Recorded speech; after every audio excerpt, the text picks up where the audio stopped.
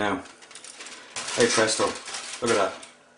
Now that's exactly what we wanted, okay? We've got, as you can see here, we've got stock that's come out of the lamb and down at the bottom of the corner of the tray. This is where we're going to make the actual gravy. We're going to use this as a base for the gravy, okay?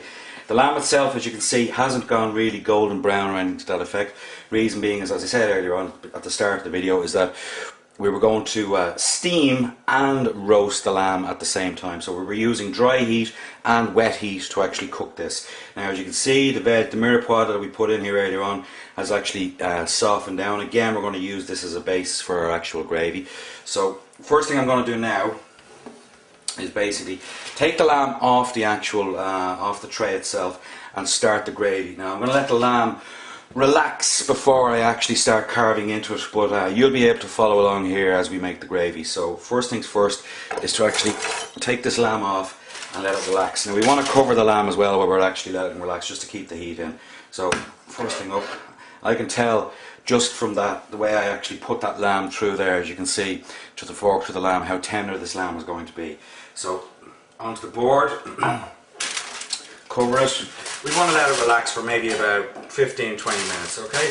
So just cover that lamb there like that and just let it relax. Now in the meantime, we're going to start the gravy. So first things first is we want to get some heat going underneath this pan, and we're going to make the gravy from scratch here. Now what I have to go into this gravy here, I'll just bring you in a little bit closer.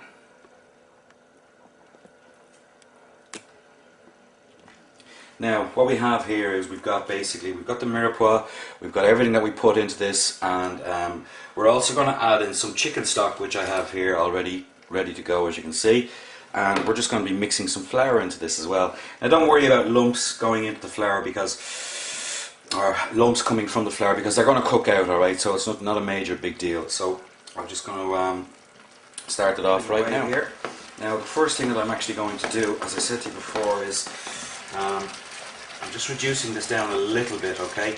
I want to try and get up all of the meat juices that may have gone to the bottom and browned. Now that's, guys, don't throw out your meat juices in relation to this, because that's all flavour. It's all actual flavour that's going to be added into the gravy.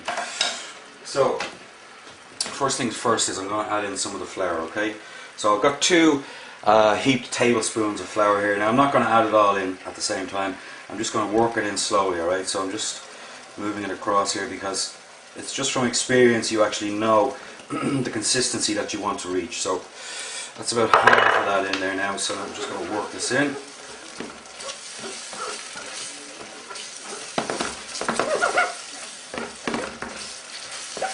can see it's starting to thicken up. As I said to you, don't worry about the lumps, because that's all going to cook out of it, alright?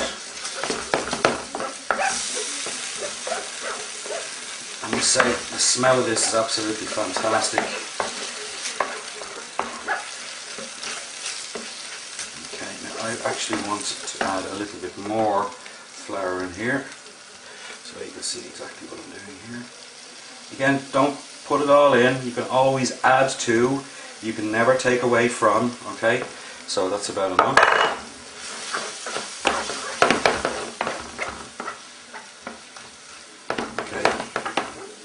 Now, same principle applies when adding the actual stock as well, okay? So, I'm not going to throw all the stock in immediately, I'm just going to add it in bit by bit, as you can see here. Get that around.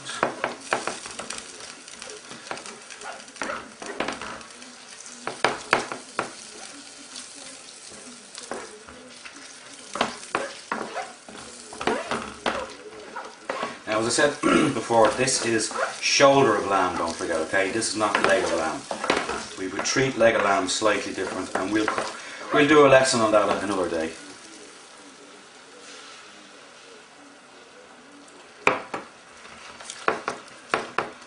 Let's give the tray a little shake as we're moving it around. Get that stock worked in.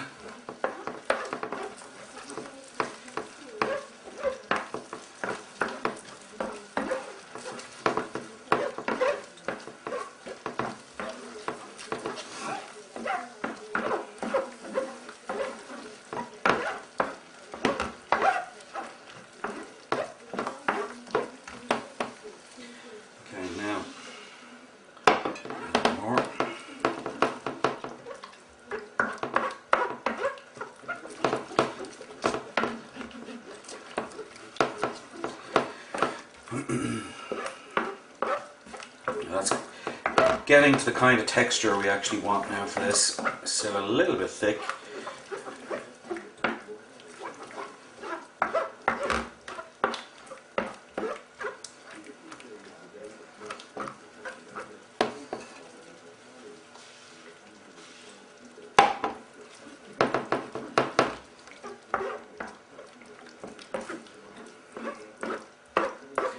Now, next thing is I want to add this into a pot, so I can basically just finish off cooking out the flour in it.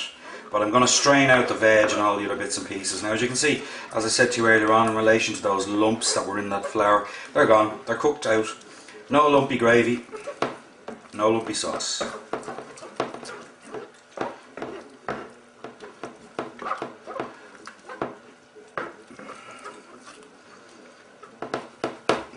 Okay, that's coming along. Just add the final drop of stock here. Now,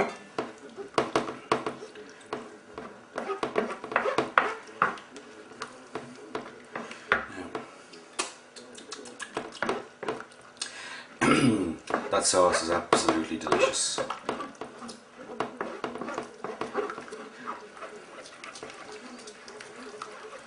Okay, now we're going to transfer this into a pot. We've got a strainer ready to go, so I'm just going to pop this wooden spoon in here. And what I'm going to do is I'm just going to literally pour in the gravy.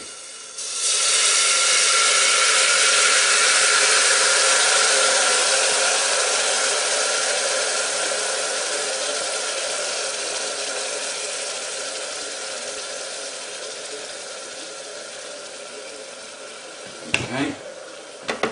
I'm just going to work this through now. Just get out.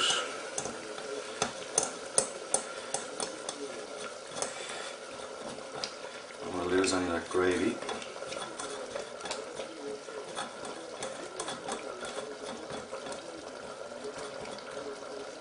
Okay. Let's get the rest of it in.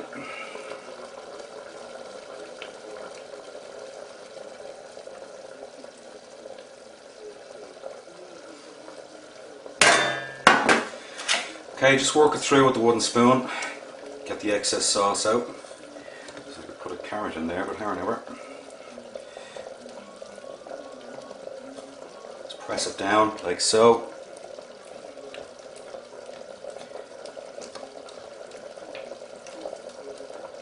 Okay, done. Now, what I want to do here now is I'm just going to lower the heat down on this, and I want to check this for seasoning.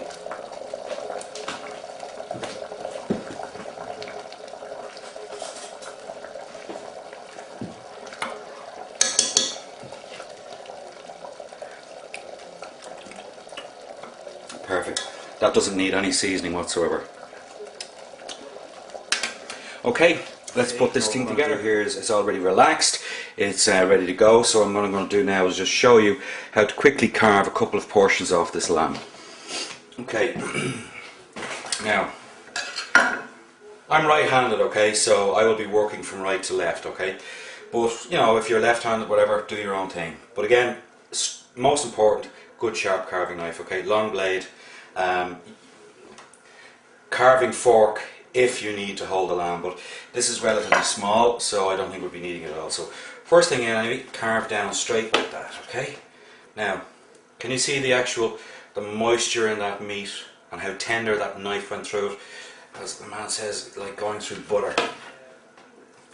Now, I had this H-bone removed. There's a H-bone in the shoulder, which basically, you know, it will impair carving if you don't get it removed. But this is removed, so it's going through straight and easily for us. Okay. Now, next thing that we're going to do is we've got a flat here that we're going to actually put the meat onto. So I'm going to use the fork to actually lift up the meat. Now, meat straight into the center there like so. Okay, as you can see, a little bit more. Okay, now I have some roast potatoes that I actually prepared earlier on. Okay, 3 like that, and we're also going to put some cabbage. Let's see if I can move this around for you where you can see what's going on. Now, how about that? Now, some freshly buttered cabbage, again, like so. And of course, some lovely battened carrots that I prepared later on as well. Again, I'll show you how to do all these again in different classes.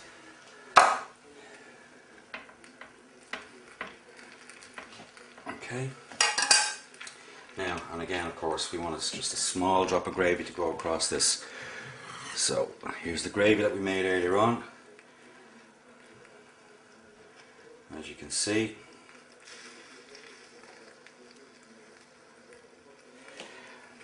And that's it, folks. Roast shoulder of lamb with butter, cabbage and carrots and roasted potatoes. Simple, straightforward, easy, nothing complicated. Enjoy.